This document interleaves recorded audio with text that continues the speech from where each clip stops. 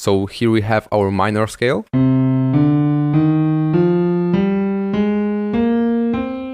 Starting from C, you can say that it has 3 black notes. And watch what would happen if I transpose it down 3 semitones, 1, 2, 3. You can say that it has no black notes, only white notes as the C major scale had. I'll take the major scale for a real quick to show you. Place it on C. You can say that all the pitches of the notes are the same. Also the B right here, because we have it here. But it doesn't mean that this scale is major, right? It sounds completely different.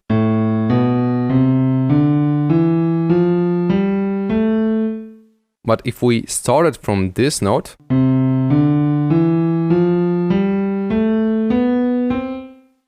it will be a major scale. But we are not starting our scale from the 3rd note, but from the 1st note, which is A. And that concept of major and minor natural scale having the same notes is called relative minor scale. And it applies to every single major scale. It should be obvious because we can just mark them and transpose it up.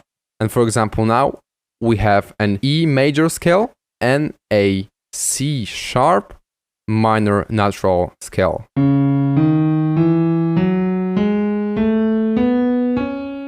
And that stems from circle of fifths. So let's take a look at it. Here we have the key signatures that you won't be interested in when making music in DAW. But here we have all the major scales. And here on the bottom of it, we have a relative minor scale to the major scale here. So as we had in the beginning of this video, a minor natural A scale relative to C major scale. And just now we made it from E. So let's search for E. Here it is. And we have a C sharp minor scale relative to E major. So let's jump back into FL Studio. Here we have the major, and here we have the relative minor scale. And for example, if I take it and I transpose it up, for example, to F sharp minor here, you can see that F sharp minor is a relative minor scale to A major. And this is right because here we have an A major scale. And why is it a circle of fifths?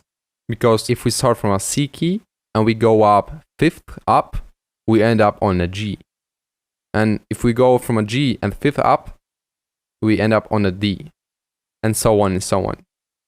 Same with a minor case, right? Also, it's a circle.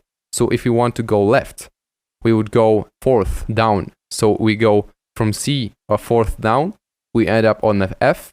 If we go from F a fourth down, we end up on a B flat. So if we go clockwise, our step is every fifth.